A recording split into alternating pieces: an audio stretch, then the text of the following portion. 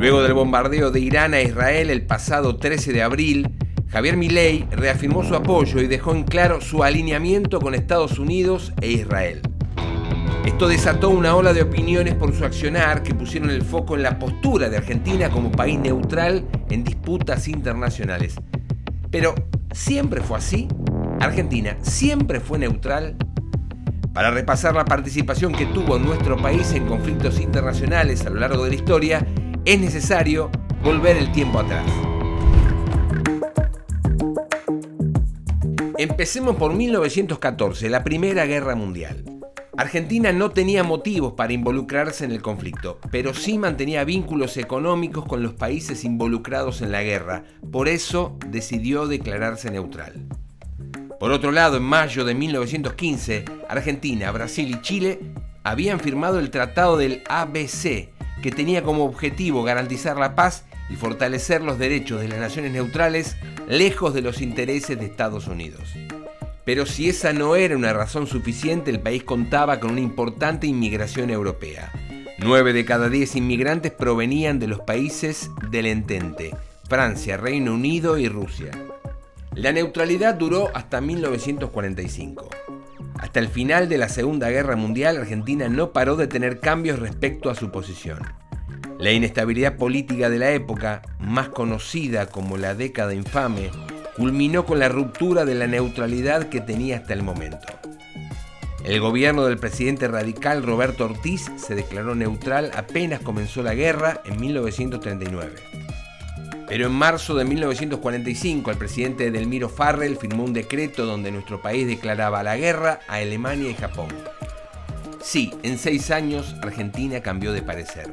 A nada de terminar la guerra, junto a 20 países americanos, ingresó formalmente en la Segunda Guerra Mundial del lado de los aliados. Estos eran Francia, Reino Unido y Estados Unidos. Este ingreso consistía en tomar partido por un bando, aunque sin intervenir militarmente. Frenemos acá por un momento.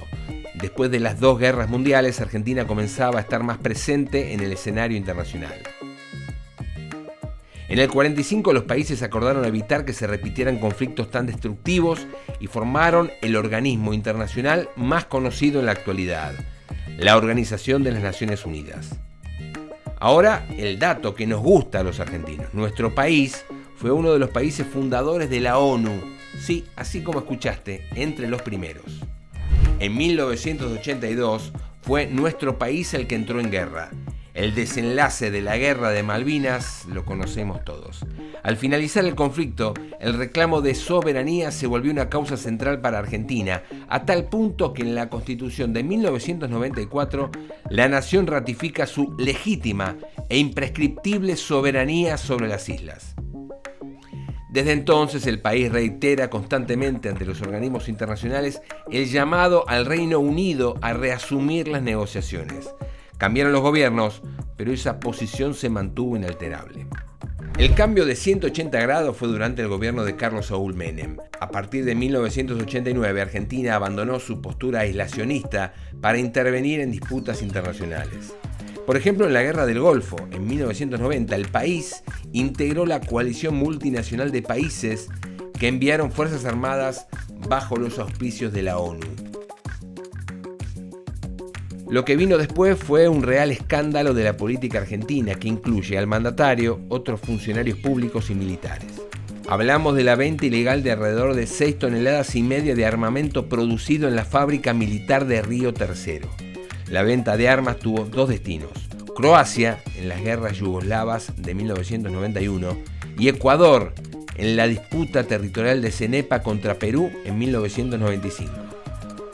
Ese mismo año, esta fábrica ubicada en Córdoba explotó en un supuesto accidente donde murieron 7 personas y hubo más de 300 heridos. Esta causa fue llevada a la justicia. Después de años de idas y de vueltas, Casación condenó al expresidente Menem y a otras 10 personas por el delito de contrabando agravado. Más cerca de la actualidad, Argentina volvió poco a poco a tomar distancia de lo que pasaba en la comunidad internacional y a ubicarse en una posición intermedia, pedir siempre el diálogo entre las partes en conflicto. En 2023, la atención internacional se centró en el estallido de la guerra entre Rusia y Ucrania. Tras la invasión rusa, el presidente Alberto Fernández se comunicó con sus pares implicados, rechazó el ataque y pidió el cese de las hostilidades. Más allá de cualquier posición, Argentina refugió a más de 300 ciudadanos rusos y ucranianos que escaparon de la guerra y aún cuenta con más de 1.200 solicitudes de asilo. Con la asunción de Milei, este vaivén en la postura frente a lo que sucede en el plano internacional se volvió a repetir. Milei siempre reconoció públicamente su cercanía con Israel. Su primera gira internacional fue a ese país. Se reunió con rabinos y les expresó su total apoyo en el conflicto en Gaza, ahora también respecto a Irán. Tras el ataque iraní del 13 de abril, llamó a un comité de crisis por el conflicto en Medio Oriente, donde participó el embajador de Israel en Argentina, Eyal Sela. Desde ese momento están prendidas las alarmas de muchos funcionarios nacionales y diplomáticos, teniendo en cuenta los antecedentes de los atentados a la AMIA y la Embajada de Israel. Actualmente hay más de 10 conflictos activos en todo el mundo, y si bien todas las miradas están en Medio Oriente, cada nación analiza hasta qué punto les es conveniente intervenir. Argentina no es la excepción. ¿Peligra definitivamente la postura aislacionista?